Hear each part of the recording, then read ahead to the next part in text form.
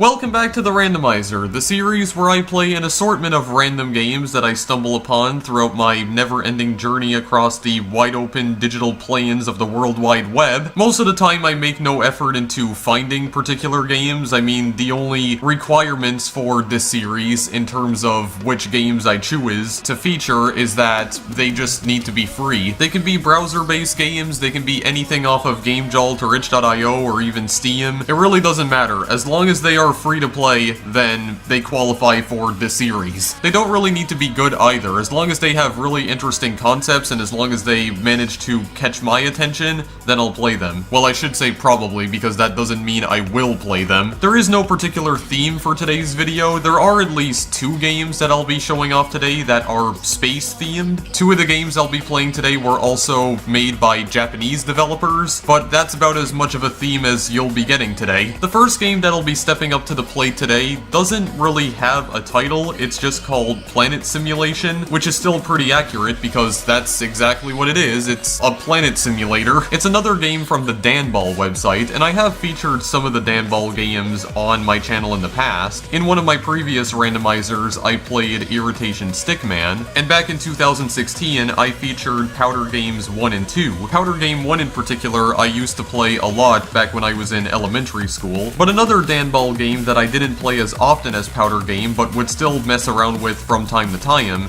was Planet Simulation. This was back at a time when I was just starting to become obsessed with space, so pretty much anything I found on the internet at that time that was even remotely space related, I was immediately hooked on regardless of its quality, and Planet Simulation is no exception. So it's pretty old. It came out back in 2006, and there's no music or sound effects. This was created by the same person who made the Powder games and Irritation Stickman. I think every game on the Danball website was created by the same person. So it's a pretty basic simulator. So you have this blue planet orbiting this star. I assume the blue planet is probably Earth. You have a multitude of options right here. You have target, random, circle, size, which just changes the size of the planet, a star, which means you can put more stars down. You can adjust the scale of the screen, which just allows you to zoom outwards. So the game area is fairly large. You can also adjust the speed at which the simulation plays, set it to either 2 times speed, 4, 8, you can just stop it completely, or play it at 1/4 or 1/2.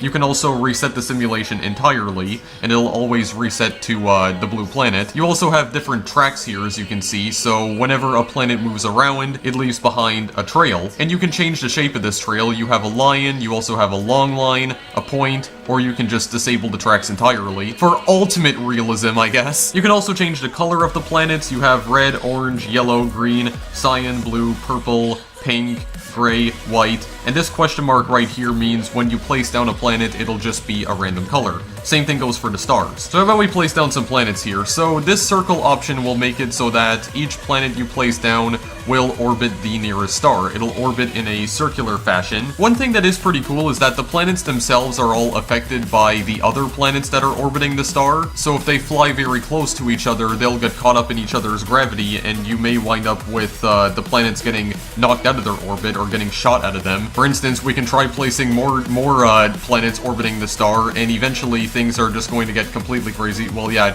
this one is already going off its orbit. Well, there you go. They just collided. Yeah, another cool thing is that this game does have fragmentation, so whenever 2 planets collide with one another, they will disintegrate, and they leave behind tiny little fragments, and they will move towards the nearest star. They'll gravitate towards it. Sometimes they'll just crash into the star completely and disappear. Other times they'll just get flung around the star, and they sometimes get caught up in an orbit. As far as I know, the fragments cannot destroy planets, and of course you can change the size of the planet. You have very small one. Oh, okay. When I create like small planets right here, this is basically creating fragments. Alright, so I guess technically they count as planets as well. They're like little pieces of debris, of debris, as I always called it back when I was in elementary school, around the time when I first played this. Yes, that is how I actually pronounced the word debris back then. Yeah, see, and the tiny little fragments are also affected by the larger planet's gravity as well. They can get, like, slingshot around them. It is pretty cool. There's a bit of physics simulation going on right here. Granted, it's not the most realistic physics simulation, but it's about the best you can do with Java. Random 5, of course, will just cause random planets to be flung out of your cursor. So it depends on where exactly you click on the screen. You can't see my cursor because I'm not recording it at the moment, but I'm just clicking on random parts of the screen, and it's spawning planets.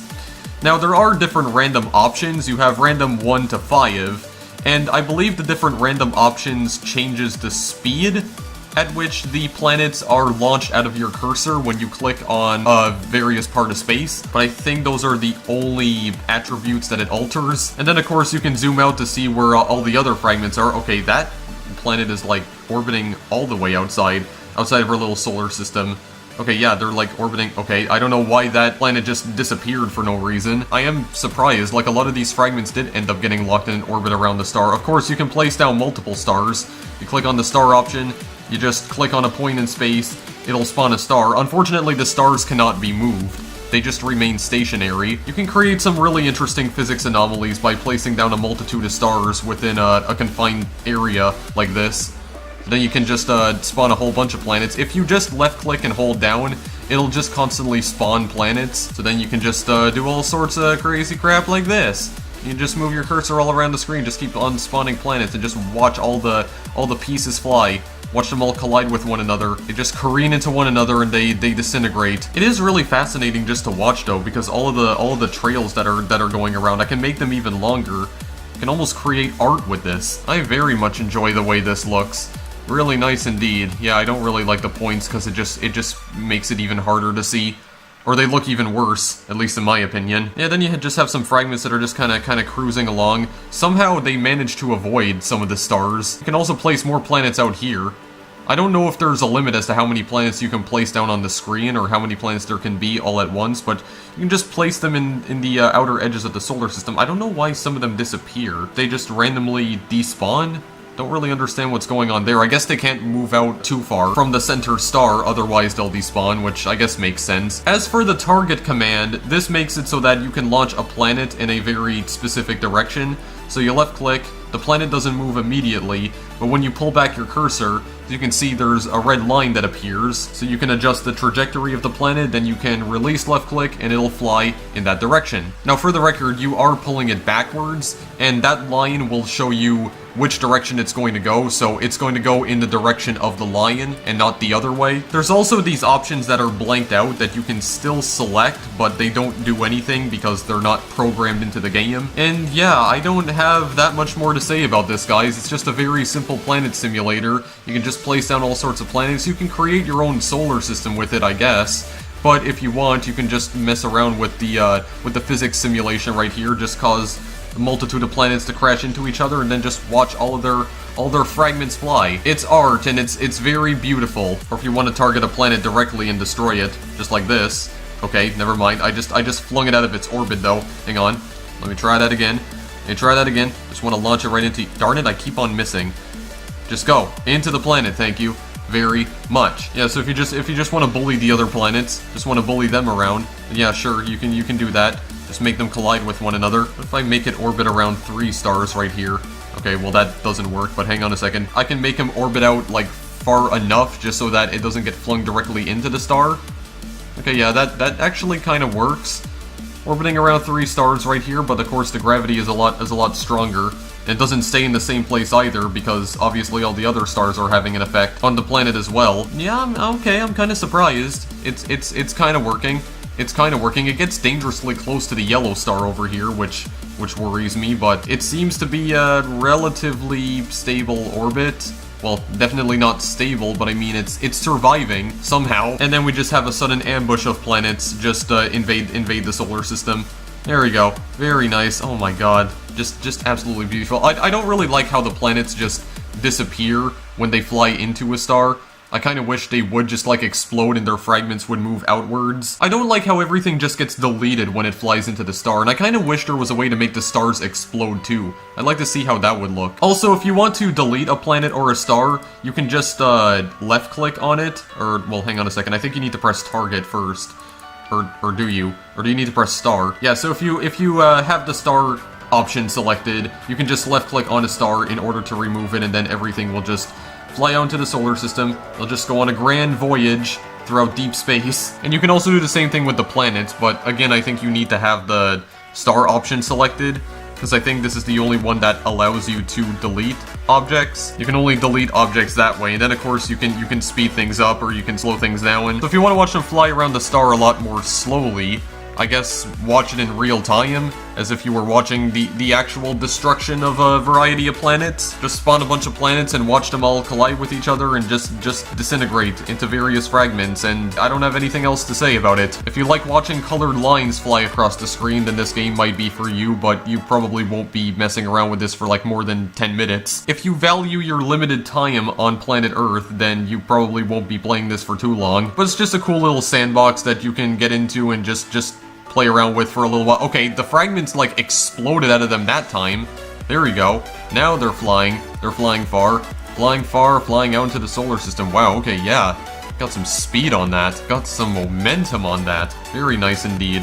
Yeah, and then I can just click on circle and it will just orbit around the star. Because I think, whoa, okay, what was that? Did you see that? There was like a planet that was moving toward the star. There were like little fragments orbiting around it, and somehow they weren't colliding with the planet. I created like moons. What in the world? That was really cool. I wish it had survived for long enough so we could see that. I should have set it to like 1/4 speed, but yeah, that's all I have to say about the game, guys. That's literally it. Fun little thing you can mess around with for a few minutes, but you'll probably get bored of it really quickly. If you want an infinitely more realistic planet simulator sandbox to mess around with, just go play Universe Sandbox 2. Next game we'll be playing is called Moving. This was a random thing that I found on itch.io. In this game, you play as a plant that acts like a parasite, and your job is to infect deer with this parasite so that you can take control of them. However, you won't be able to control them for too long, as eventually the parasite will spread to the rest of the deer, and eventually the deer itself will become a plant, at which point it will disintegrate. And there's also one point in the game where you become engaged in a war with an army of gorillas.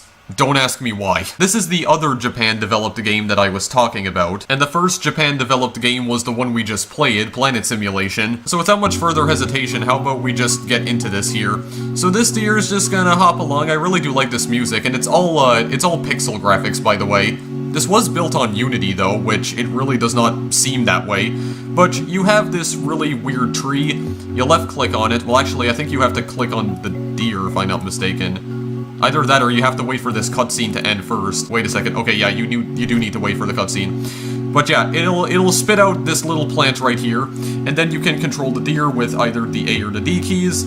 So you have this little reticle right here. Yeah, this is just the title screen or the game logo. It's just called Moving, because you're constantly moving along. It is possible to fail this game, by the way, and the way you fail it is by having the deers turn into plants and then disintegrating, which one of them is doing if you're paying attention. In fact, one of them did just disappear.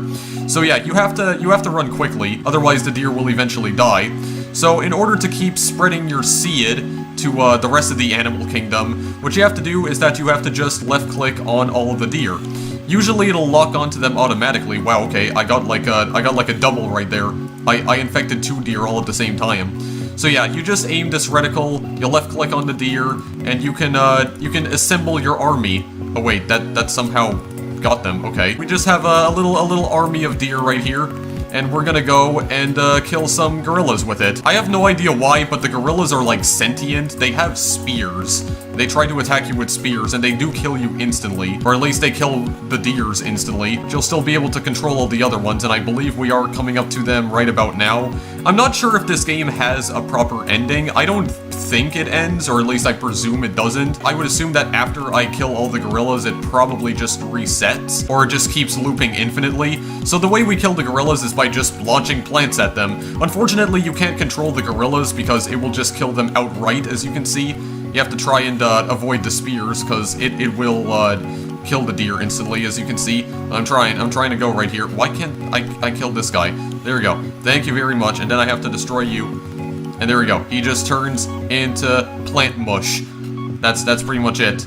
Okay, what happened here? Okay, well, I just died.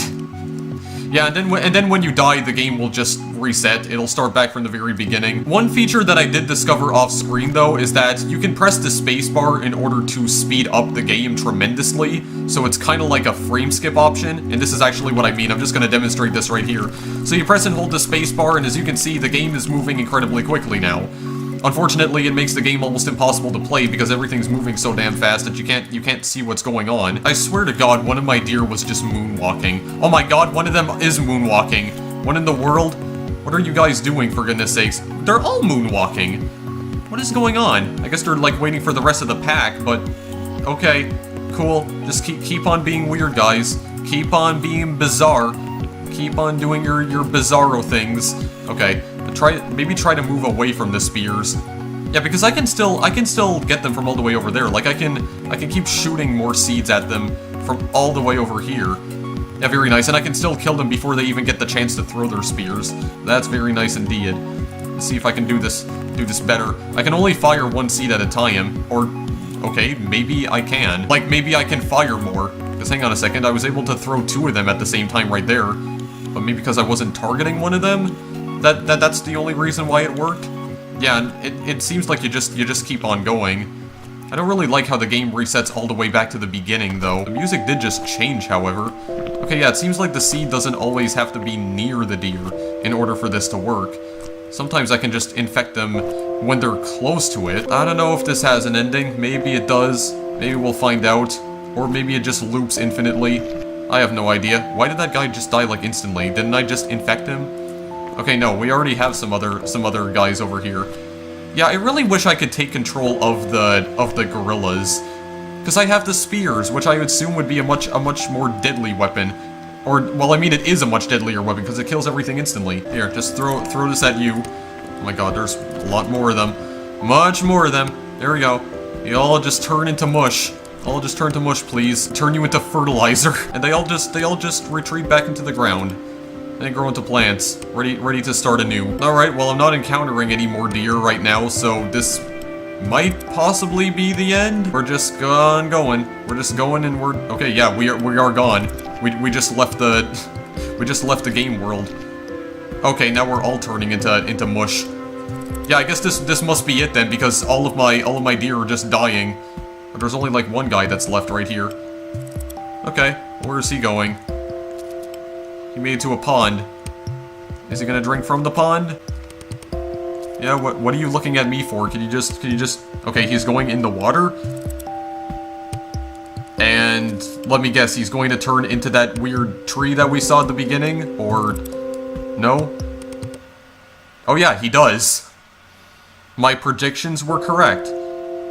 Well, no, it's just a regular old tree. Well, then why did it mutate into that other thing before? Like mutate into that giant tree with the parasitic plant, or maybe that's what it'll eventually turn into. I guess that's the end of the game, so it does have a proper ending. It's just a deer going into the water and becoming a tree, becoming reincarnated, and I guess the cycle just repeats, because then after that, the next deer comes and goes and infects the next rock with this parasitic tree. It's a vicious cycle, and I can't do anything else. Like, the game is completely frozen now, so, yeah, that's the game, guys. That's moving. Just a short little atmospheric game, if you could even call it atmospheric, about infecting deer with plants and killing gorillas. I don't know why we're killing gorillas. It's also never explained why they have freaking spears. Somehow in this parallel universe they became sentient. They learned how to fight against the other species in the animal kingdom. Are they evolving? I guess the next step for them would be to conquer the human world. It's like Planet of the Apes, for goodness sakes. Anyway, that was still pretty cool. I really like that. You can add another game to my list of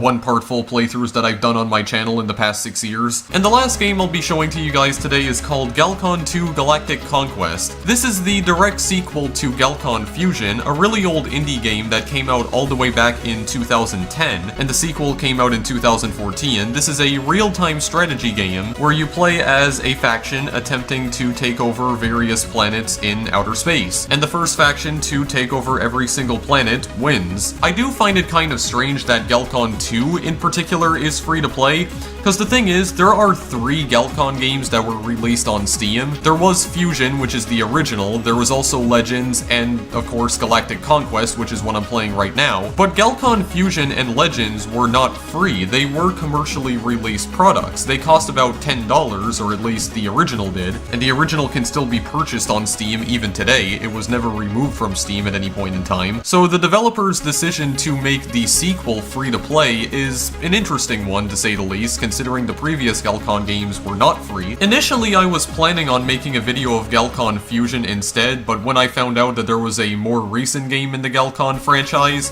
and it was also free, I decided to go with this one instead. I was also debating with myself on whether or not I should make a separate video of this game, because this is not the deepest real-time strategy ever. I would honestly say it's more of a casual RTS game than anything else, but I felt like because there's not a whole lot of depth to it, maybe I could just focus on the gameplay itself and maybe not the other modes. This game is mostly multiplayer, but there are some single-player modes that you can screw around in as well. So how's about I get on with the plot then? So we'll go to practice mode very quickly. Practice mode does not take very long to play at all. So basic gameplay, tap to select your planet indicated by a spiral and then choose a target.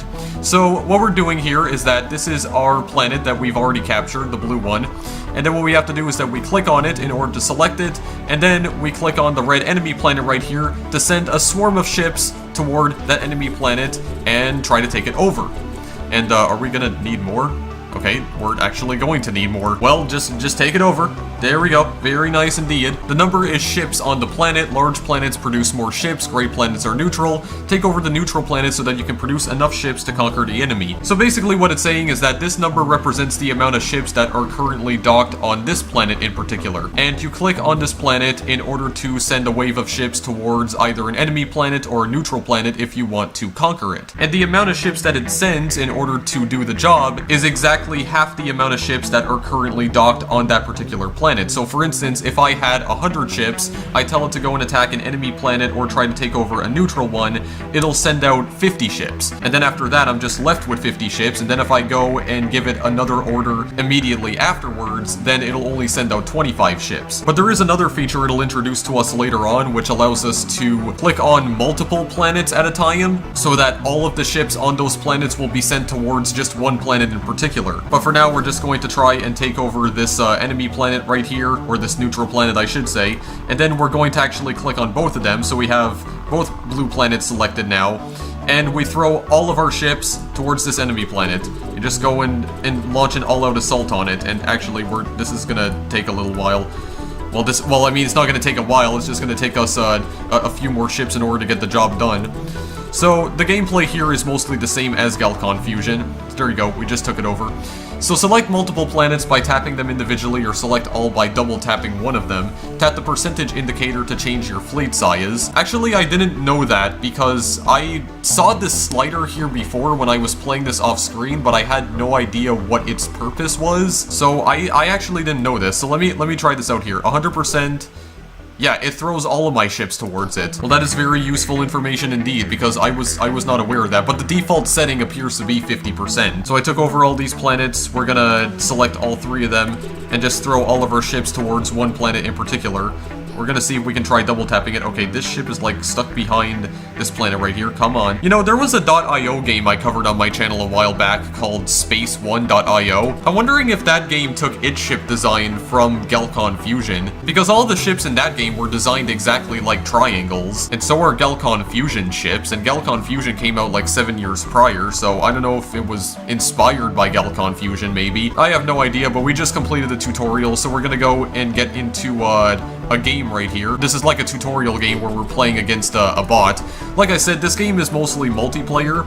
There are still people who play this, surprisingly, but not a whole lot. I mean, this came out in 2014, and it seems like the game's player base has dwindled significantly over the course of 3 years. It came out near the end of 2014, for the record. What we'll be focusing on for the most part today, guys, is just doing some bot battles. I'm probably only gonna do like maybe 1 or 2 more bot battles after this, and then I'll just end the game, because that's all there really is to say about it. I mean, this is the entire game right here, guys, so what you're doing is that you're just competing against this other faction, trying to take over all the other planets within this system right here. You're just fighting for dominance of the galaxy, pretty much. That's the entire premise of this game. So the way you take over planets is by just sending ships towards them. So you just crash the ships into the planets, and you gain control of them after a while.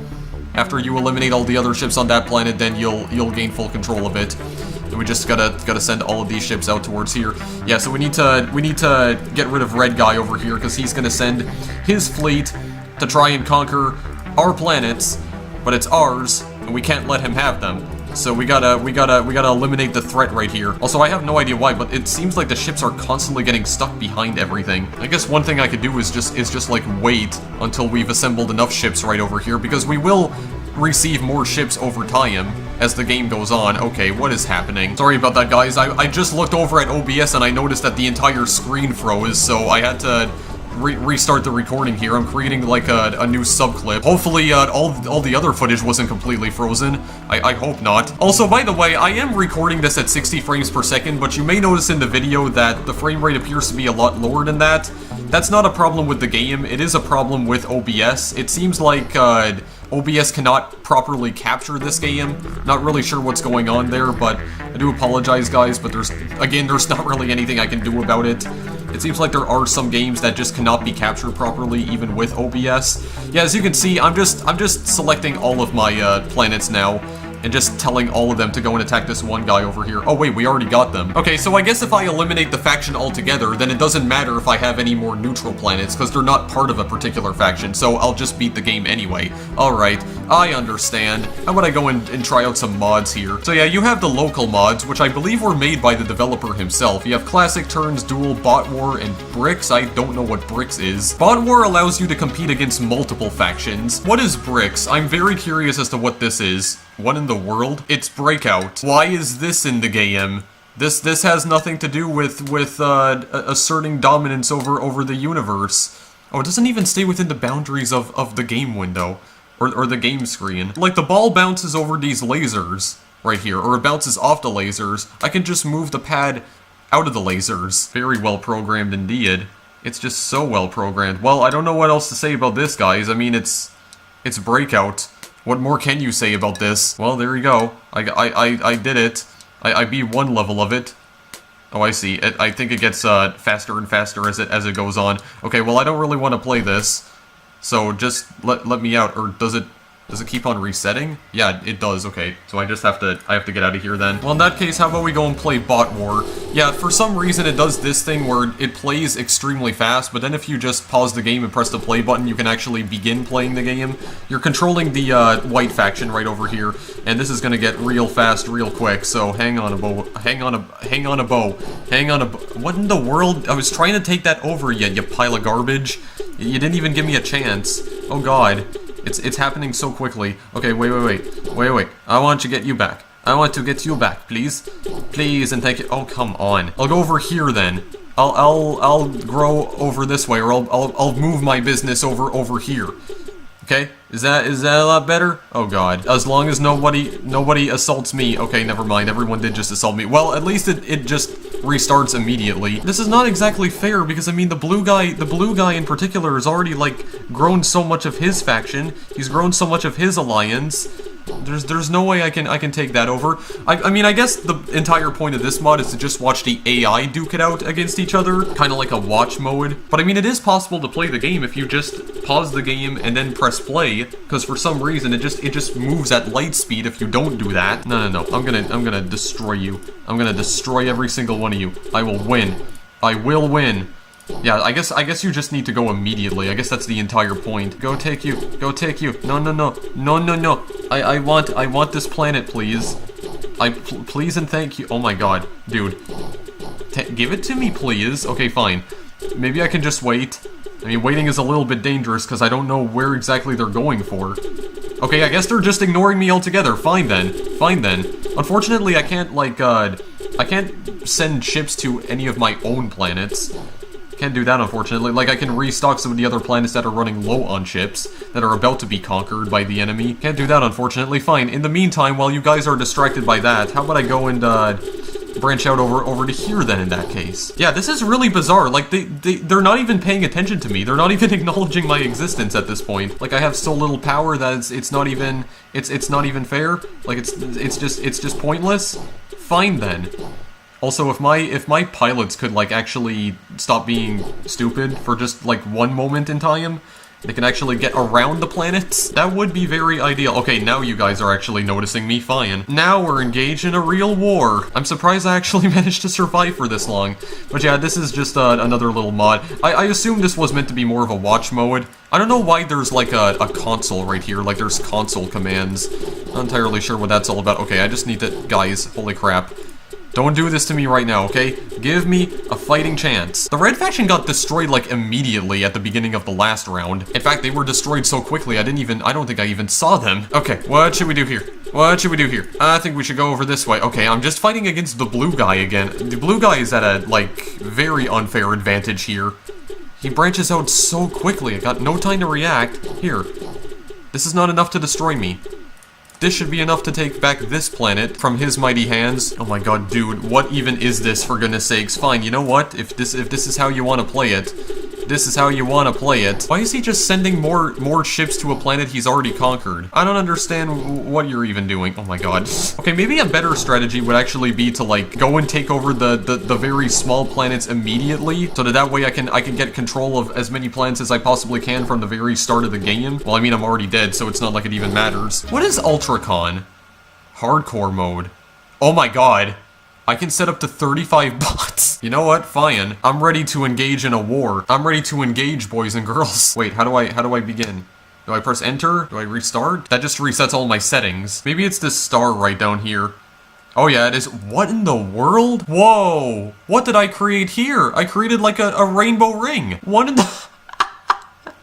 Oh yeah, and now the game's lagging. The game itself is only playing at like 1 frame per second. Well, this is beautiful though. This looks really beautiful. I created a work of art right here. Too bad it's not playable. Okay, this one actually works. Does this run well? Okay, yeah, it does. 30 bot. Okay, never mind. No, this doesn't run well. This doesn't run well in the slightest.